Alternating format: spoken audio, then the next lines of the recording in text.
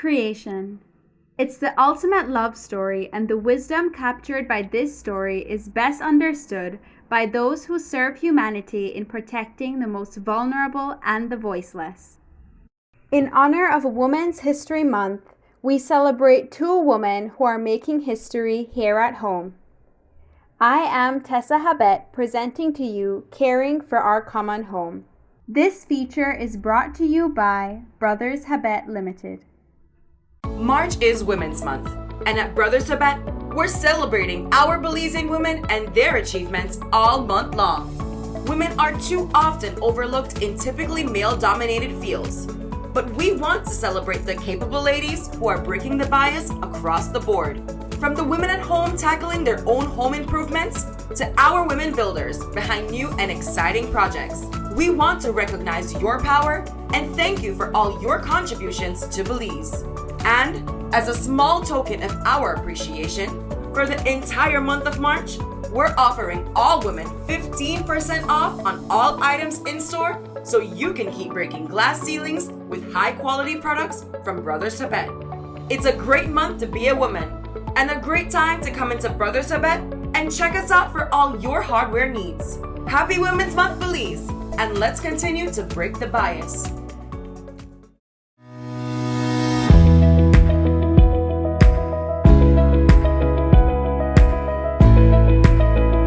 I've always felt very blessed to have grown up how I grew up because we were on a citrus and cattle farm, and we commuted to the Hershey compound a few miles down the road, and that was our first formal education environment, and then later we transitioned to Belmopan.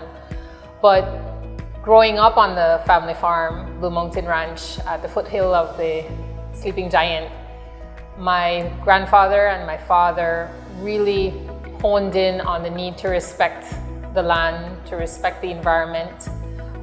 If we didn't have the buffer along the river when the Top Gallant floods came in, then it wouldn't just take the riverbank, it would take land under cultivation, and that would have direct impact to us. To pay attention to things that nature was telling us. So when you saw a lot of this type of birds, then this was happening, or if you saw a lot of locusts come in, then you'd know. So there were always these kind of clues coming, being shared. So it was, I think, a great outdoor classroom, and doubly blessed because my grandfather always had this profound love for the sea. So whenever we could, we'd go visit relatives living in Ambergris Key or Saltwater Key, and we had a really idyllic Christmas out at Glover's Reef one year for his birthday at Christmas. So we got the best of both worlds. Well, I grew up in Belize and the Caribbean, so I have early childhood memories of swimming in the beach in St. Kitts. That started my water. I don't remember my water interests, my water time. I don't remember a time when I couldn't swim. So running around and swimming in a beach in St. Kitts, and in Belize, being on a couple sailing trips with our family, cousins, and just remember being around water. Also, my father's from Benque, so visited Benque obviously quite a bit, and past the river every time we go to Benque, but not swimming in the river per se. Growing up a little bit older in high school, we lived in St. Lucia for a couple of years, and it was wonderful seeing the mountains and the juxtaposition of the mountains and the ocean. And it was the vista, the view, the beautiful nature, the greenery. And so as an older person, a teenager, early teen, in first couple of years of high school, really being able to be in awe at the wonder of nature, the mountains that we don't have here, high peaks, and that was inspirational for me. And another part, so that's just my experience of things around me, but I always loved animals. My aunt gave me my first dog, and when I was about 7. And I just remember I was caring for the dog and always caring for pets and enjoying that. And I was interested in taking care of pets, actually. I wanted to be a vet, but I am allergic to cats and dogs. So that really didn't seem to be the best fit. But the views, getting older in high school, finishing high school in Belize, one of my very close friends, her father used to take us a couple times to go camping in Mountain Pine Ridge, and it was just the fun, the being in the rapids, the enjoying it. It's just been marvelous, having the opportunity to experience the green and the blue of not just Belize, but other countries in the Caribbean. My mother is from the Caribbean as well. So I enjoyed that as a youth, and I continue to do so now as much as I can.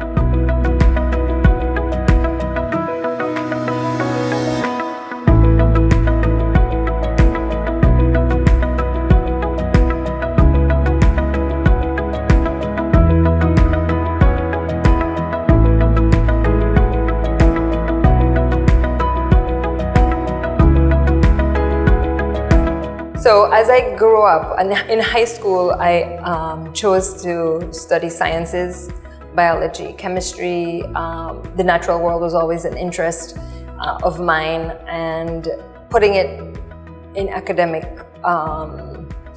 my academics was my priority in high school and sixth form. And I had the opportunity in sixth form to learn to dive. I got a scholarship to get an open water dive certification and be on an island at Saltwater Key Marine Reserve for 2 weeks to learn to dive and learn about marine ecology. So those were the opportunities I sought. I looked for those, applied for those, and was successful. Thank God that I was able to get that kind of opportunity, and so continued with my bachelor's in environmental studies, actually. So my studies were always around the natural sciences, and that translated to what happened when I got my first job. I was really excited to apply for the opportunity to work as a manatee researcher, and the first position in Belize with that title, to be a national manatee researcher. And the thought, I had actually written a paper in college on manatees, and I understood the context that Belize was very important for manatees. I understood the context that it was an endangered species. And before I graduated, I had done internships, came home and did internships with Coastal Zone Management Project and Program for Belize's Rainforest Program. And I learned, I asked, is anybody doing work on manatees? No. If there's ever a project, I want to do the manatee project. And it just happened when I graduated, there was an opportunity to do a manatee project at the beginning of that. And that really catapulted my experience, because academic and school is one thing, but the experience. So my whole career has been really opened the doors to where I am now. Enjoying being on the water, enjoy collecting data. In my position now, it's in a management level, it involves more catalyzing opportunities, building others, which is really wonderful, especially young women in the field and young men, and it's so rewarding for me to see the excitement that I once felt and in others, and for me as well with my family. My husband was a dive instructor. He also worked at a marine reserve when we started dating, and just the experience that we both enjoyed being in nature, and we enjoy taking our kids out. And our son is a diver as well. He has an affinity for sharks, and it's just been enjoyable and for a purpose. for me in my career now, for the purpose of maintaining what we have, for maintaining the natural biodiversity, for maintaining clean waters. So I feel that, you know, the blessing of my childhood of being exposed to both the terrestrial and marine environments was really critical in terms of how I ended up on my career path. Started out in journalism. My family never let us shy away from asking questions, especially when we weren't certain about something or something was confusing us. And I think having that environment of not being afraid to ask questions, no matter who was involved, really helped me when I got into journalism and had to ask some tough questions of some important people. And then at some point, I think I felt that, you know, more than just documenting what I was seeing, that I could be helpful in kind of changing the outcome, and that was why the transition happened from journalism and consulting into advocacy, because I wanted to be part of the story, not just documenting it, but kind of helping to say, okay, well, maybe if we did this, you know, the story could change and the next chapter could look like this. And I think of its core of that chapter being something that we can be hopeful about and that we can be proud to pass on to the next generation, and to make sure that not only do they know what we know, but that they can enjoy that to its full benefit.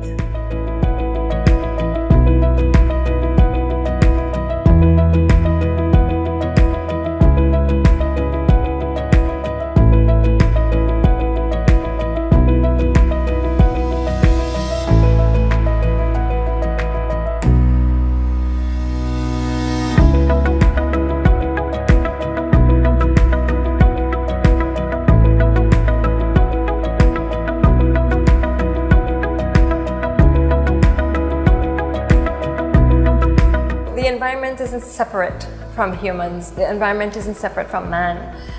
We are all connected. We protect or nurture the environment, and nature gives back, and gives back tenfold, with whether it be clean water, shelter, availability of enough trees to be able to harvest and build, an abundance of seafood. And we know it's from the little things, from the insects that pollinate, that allow flowers and crops, that to allow these crops and natural flowers to populate, reproduce, and we're able to utilize that. Animals that eat vegetation or herbivores consume that, and then larger animals would consume these herbivores, or predators would consume these herbivores. Man having dominion over the earth was, I don't think, ever meant to convey that you had the right to destroy it. And I think for Belize, you know, what really touched on me with the encyclical was, you know, this concept of it being a virtue to love not just each other, but our home, our common home, because it takes care of us, and because we need it, and because we can't live without it. And that translated to me in the same way that you can't live without a sense of faith, and you can't live without a sense of a higher being and of the God that we ascribe to. So I think it's very important that, you know, we look at this concept of love and including something that doesn't have a voice, that doesn't have the feelings of humanity, but that if we show love, does demonstrate that it wants to love us back.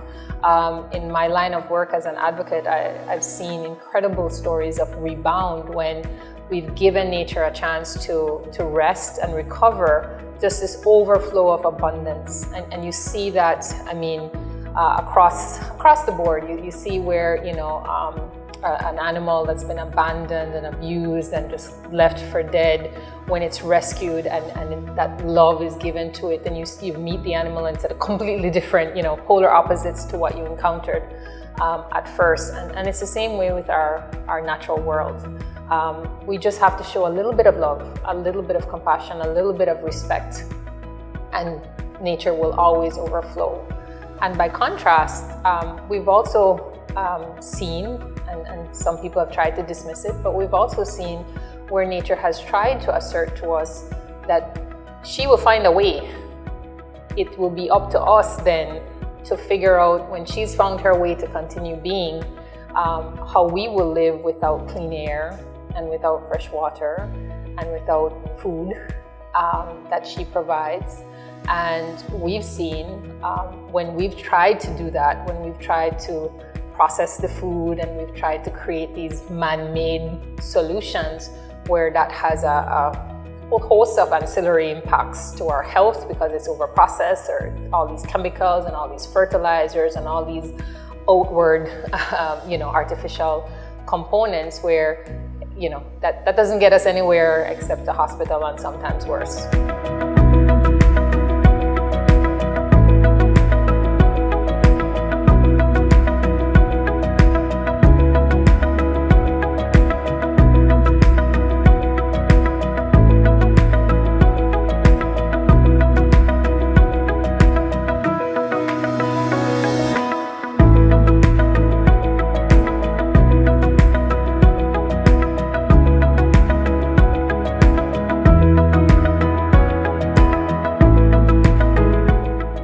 Plastics.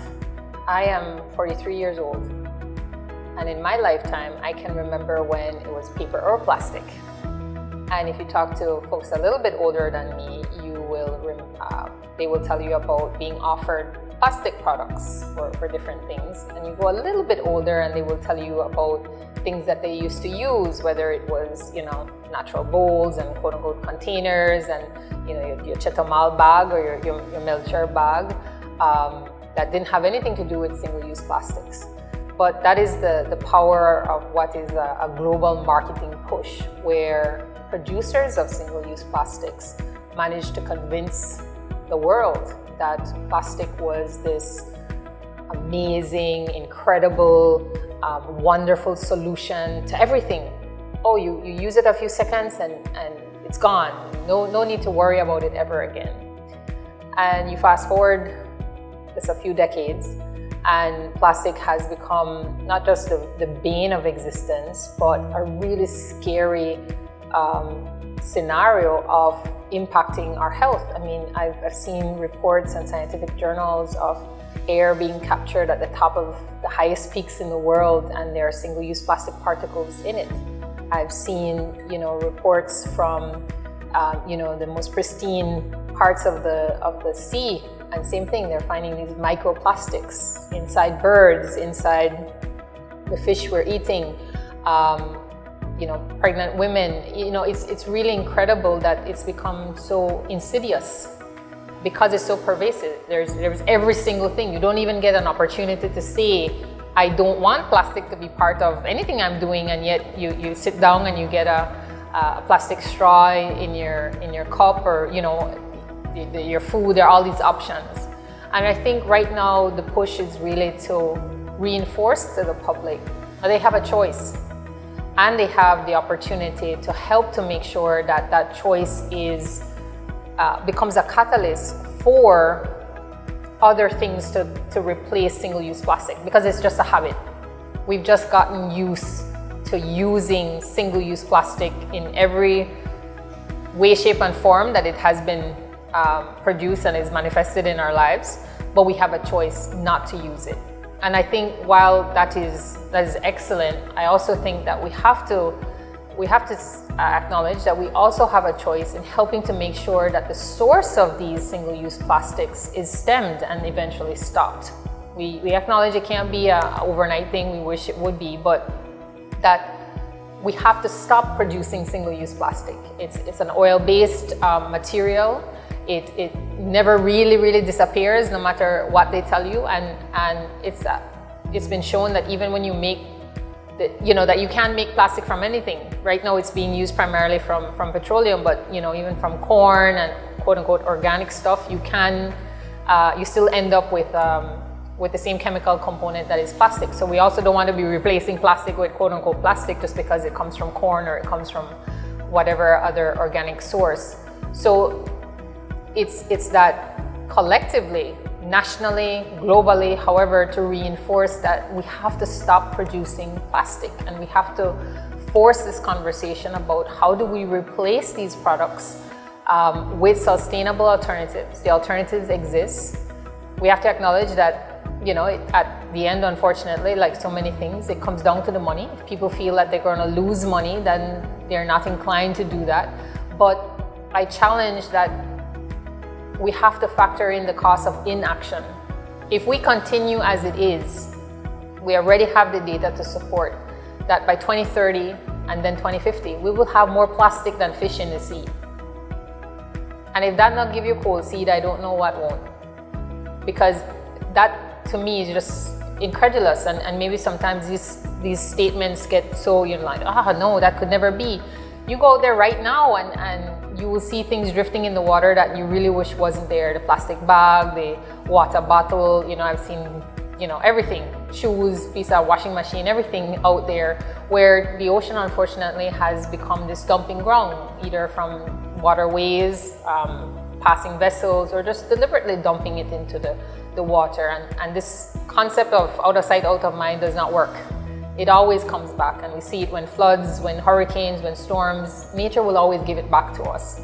So we really have to look at how can we be responsible both for ourselves in our homes, but how do we also challenge our leaders to make sure that wherever they can, we are making that shift away from the plastic habit that we've been foisted with. We can make that shift. Belize is making meaningful steps. At the end of this month, single-use plastic items in the food sector is going to become implemented and enforced, and that can't come soon enough. It's been 2 years, but there's still more to be done. And stopping the production of single-use plastic is going to be critical in terms of how the quality of our lives looks like in the very near future. As we move in life, there's a high dependence on our marine system, our green systems in Belize. And when these things are hurt, it hurts vulnerable populations. And that's in line a lot with where the church is very concerned. So when we look at Pope Francis's messages and talking about how fires, these mass fires, which can be caused by increased temperatures, and also because they're not being protected in the way they should be. In some cases, it's logging, and not just in the Amazon. It's just the example, because that happens here. Cutting down too much forests and not being able to allow regeneration. Forests provide us with clean water.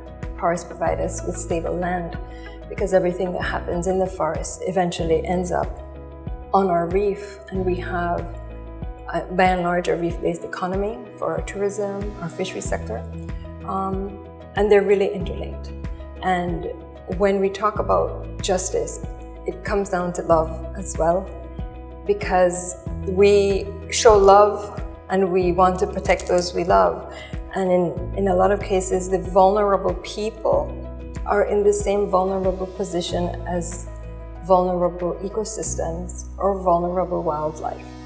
And when you have, for instance, indigenous people that really rely on their natural environment, and they have history and they build this, and you may have an industry and systems that come in that don't honor these practices or truths. And at the end of the day, it's about the love we have for neighbor.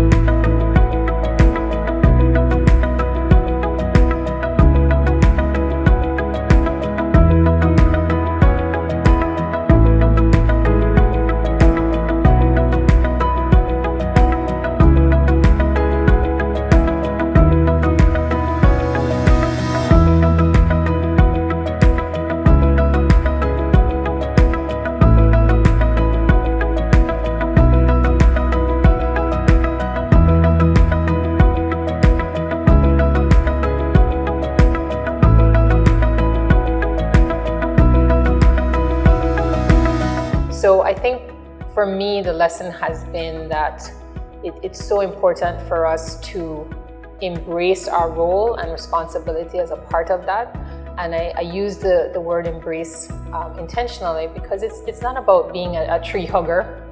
It's not about being a quote-unquote environmentalist, but it is about being a realist and about being practical. Because when we think about the natural world strictly in environmental terms, we lose this whole other reality, which is that economically we can't live without the environment. Culturally, our sense of purpose, our sense of being, who would a Belizean be were it not for second longest barrier reef in the world? And who would we be without this ability to, find a freshwater body or go to Placencia or go to Keokuk or to recreate and to just be and to let those ions soak in. I don't know if we would have any man-made components or anything man-made that could replace that sense that this is who we are and this is, seeing the waterfall and seeing these shared resources as part of ourselves. And I think that's irreplaceable and invaluable. In the Bible, there are interpretations of it may be subdue the earth, but really the message isn't one of a harness for what you need, disregarding the benefits and longevity. At the end, it's really about safeguarding so that there is the maintenance of function, so that the harvesting of these types of trees aren't going to cause removal forever. When we've seen that with species extinction. And now when we look at climate change, obviously that's impacting whether it's more rain, heavier rainfall, or drier periods, which is what some models that we've been working on demonstrate, that we'll have less rainfall, increased forest fires would result from less rainfall, and what that may mean to our water systems. How is that going to affect you and I? We all rely on our water systems from our natural, like the Belize River watershed provides us with the water we need. Supports directly, 30% of the country and indirectly the whole country. And how do we work together with our neighbor as well? That's important. And it comes back down to love and justice and maintaining and holding dignity for all life.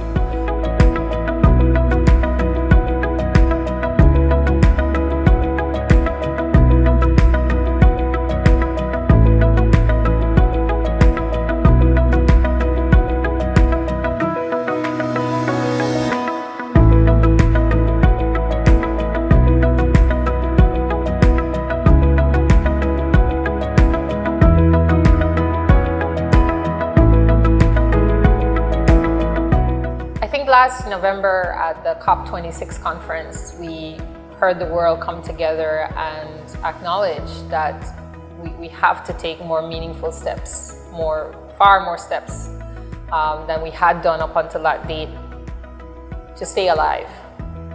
And that was really incredible in terms of witnessing that even within that, the recognition of that fact that we still weren't there yet in terms of getting the commitments to decrease global warming and to hit the 1.5 threshold to stay alive, and recognizing that we still hadn't set a line in the sand to say, well, once we get here, then sure, I struggle with that in terms of what will it take.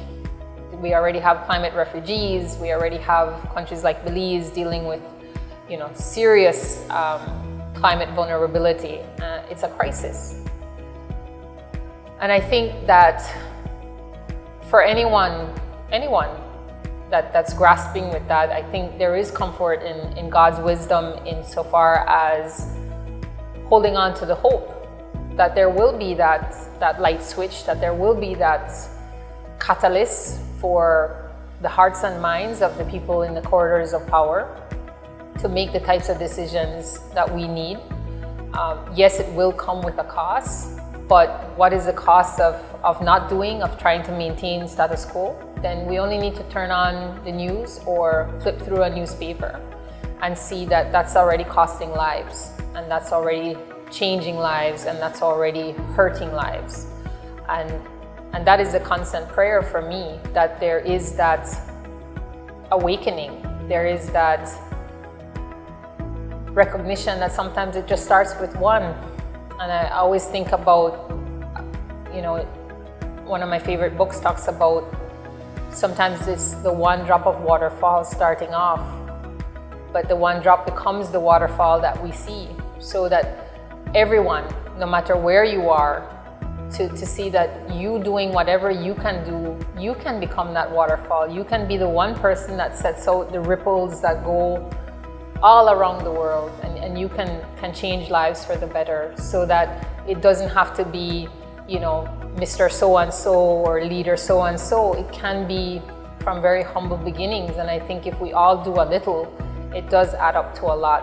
And that is my prayer, that everyone embraces this role, everyone gets informed, everyone sees where they can do their part, and we make this a collective conversation, because it will have collective impact. It's our shared future.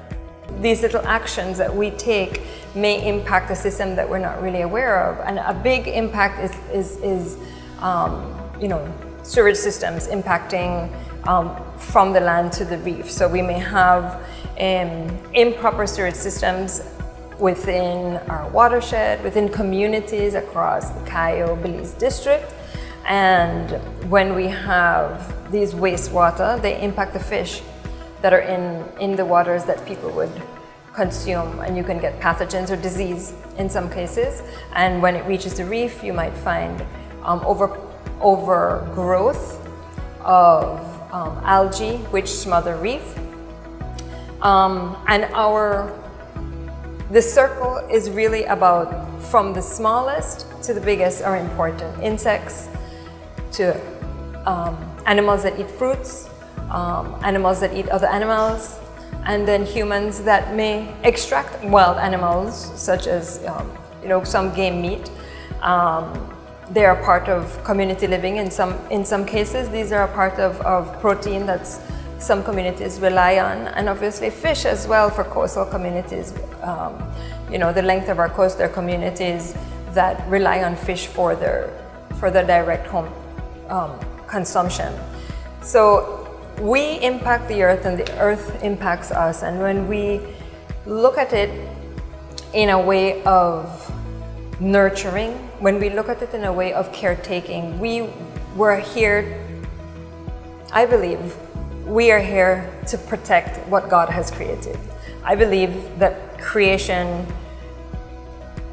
was man and animals and plants, and that they are all important.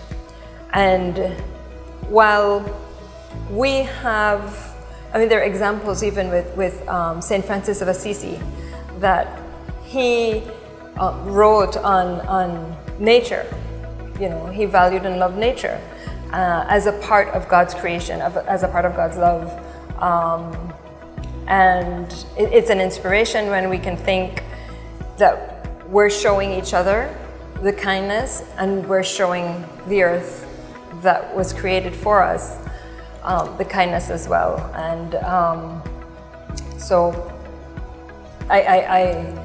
my message would be, when you consume, think about, am I going to be using my brown paper bag or my reusable bag and reject the plastic? Am I going to throw my garbage on the streets? Am I going to throw my garbage in the canal? Am I going to perhaps speak to a municipal leader about my septic system it's not functioning, or my community septic system that is not functioning?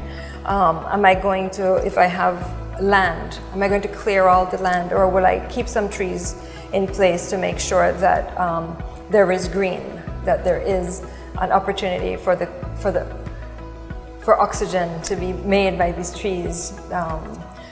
And it's these decisions that we get to make day to day. We get to make decisions about how we live our life and how we can do our best for our neighbor and for the one earth that we've been given to live on.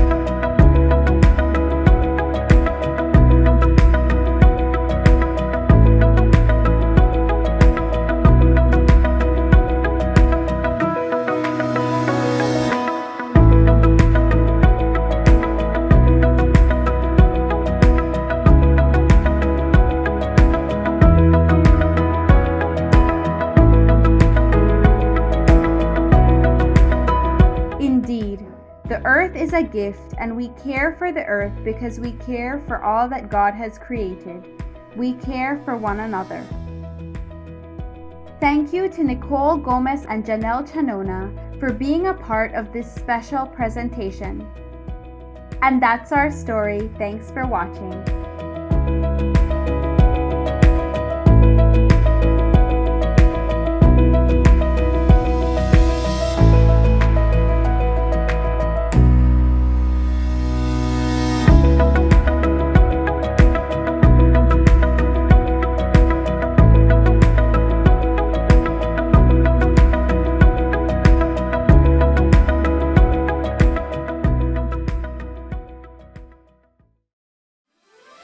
For this and more feature stories, you can follow us on Facebook, subscribe to our YouTube channel, or view on Guadalupe Media Channel 96 on CCV or Channel 64 on CBC.